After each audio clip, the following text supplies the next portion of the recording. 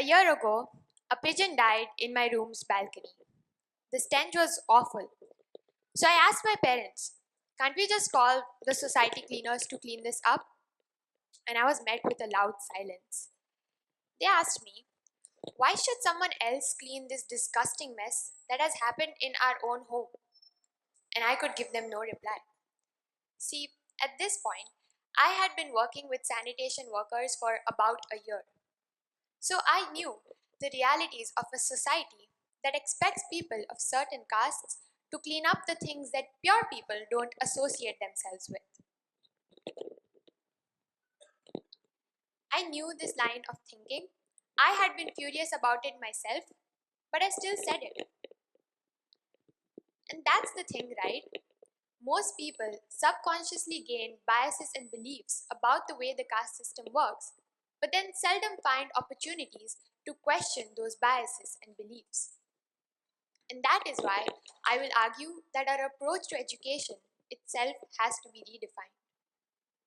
From the beginning, it has to revolve around empathy, better values, and it has to begin from home. But to truly understand why this change is necessary, you and I need to confront a social reality that continues to shape the Indian classroom: the caste system.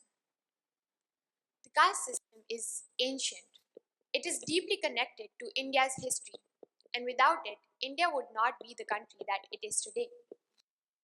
As most of you are probably already aware, the caste system is a social hierarchy that divides people on the basis of birth and then assigns them to specific occupations. Now, although it is a common misconception, the caste system is not limited to Hinduism within India. It affects countries such as Pakistan and Bangladesh, and religions such as Islam and Christianity. And this wide ranging influence of the caste system means that it has an impact on something that India is famous or infamous for: its education system. In India, education is often perceived as a tool for social change, and rightly so.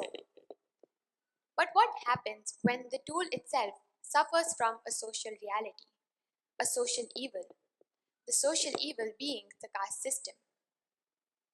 When these two systems intersect, they don't just affect the amount of knowledge students gain, they affect where they sit in the classroom, their level of self confidence, their academic ability, and even the way teachers treat them.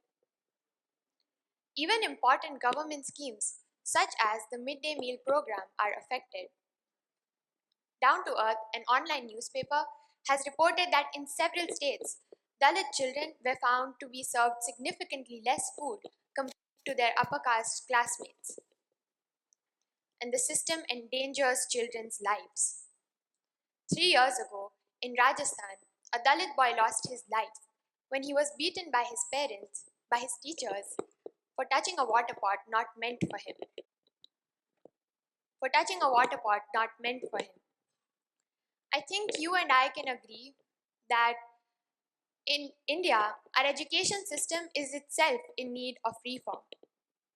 So, what can we as a nation do to solve and improve upon this issue? That is what I sought to find out. And I believe, we have to begin where most students first formally encounter the caste system: their school curriculum. And research suggests there's a deep but subtle problem in the way it is being done. Now, in general, Indian social studies textbooks present the caste system with some amount of nuance, and that is great, it should be appreciated. But that nuance can often get lost during teaching because of all the other factors that overshadow it. What I mean is the extensive focus on the oppressed and the way the caste system is framed. A 2019 study by Sumit Chaturvedi of the Polis Project found that the lives of the oppressed and the discrimination they face is highlighted, while the role of the upper castes in keeping the system functional is downplayed. And this study was done on NCRT books, books that are used in 23 states of India. So you can guess how influential they are. In the lower standards textbooks, the caste system is almost exclusively presented as a historical issue. And I think we should all find this set of facts deeply dangerous because it means these textbooks that have such an important power over the perspectives of the students, they make the students view the caste system in a very specific manner. And this danger becomes even more pronounced when the students grow up to become active members of society. Students who belong to the upper caste Students who belong to the upper castes and have been taught that the caste system is just history cannot recognize or do not understand the privilege they have of just being born in a certain family. And those who belong to the lower castes, they do not understand their oppression, do not understand their history, but continue to suffer through the realities of the system. So when those in power continue to dismiss the caste system, how can those who are oppressed articulate their present struggles and expect to be taken seriously? And the seeds of this loophole are planted throughout school curriculum. NCRT, along with the Ministry of Education, has often revised sections of textbooks related to caste conflict and caste struggle, even in non-NCRT textbooks, as the Odisha State Board Social Studies textbooks of grades 4 to 8. The Times have been that only 3 out of 10 books had even a mention of Dalits. And when this mention was there, the percentage of content was very, very low. Now, all this reduction in content is done under the guise of an exercise known as rationalization to reduce the burden on students. Dear audience, I want you to question, why is only such kind of content seen as a burden on students? Shouldn't the content remain in textbooks so that teachers and parents have a way of bringing up such a heavy topic with their young, impressionable children?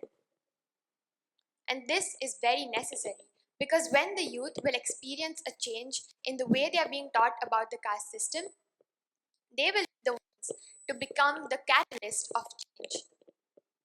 Listen, the Indian youth is very, very powerful. And when they experience this change, they will be the ones to go to their parents and ask, why should someone else clean that up? Why do I get some benefits that others don't? Why do others get some benefits that I don't? And so on.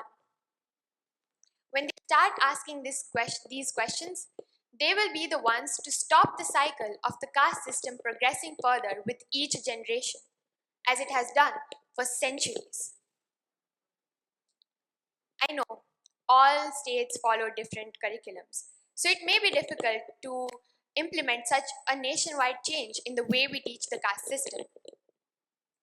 But all these curriculums follow a singular document known as the National Curriculum Framework 2023. And this framework has laid emphasis on making discrimination on any grounds unacceptable. Therefore, this change in representation and framing can be, and indeed has to be, integrated into our textbooks.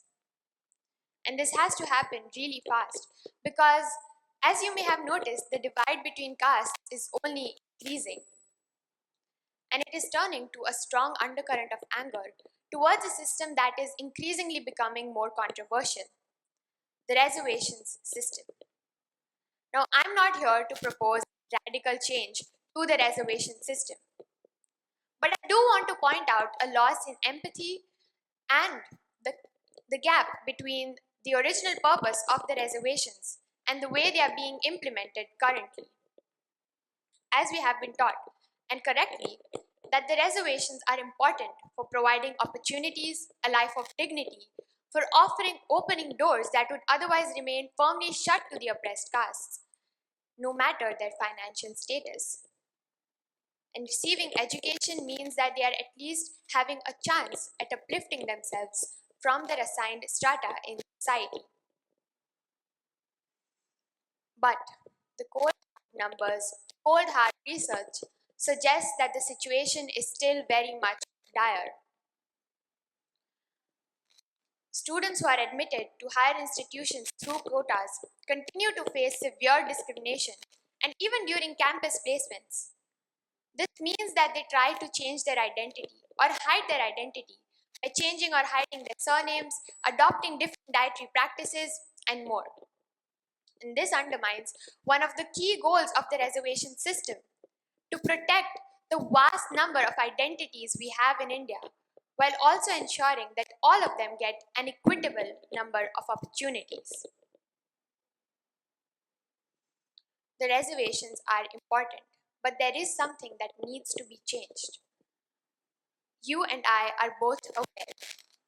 You and I are both aware that for the caste system to completely be removed from Indian society, the entire structure of society would have to be rebuilt.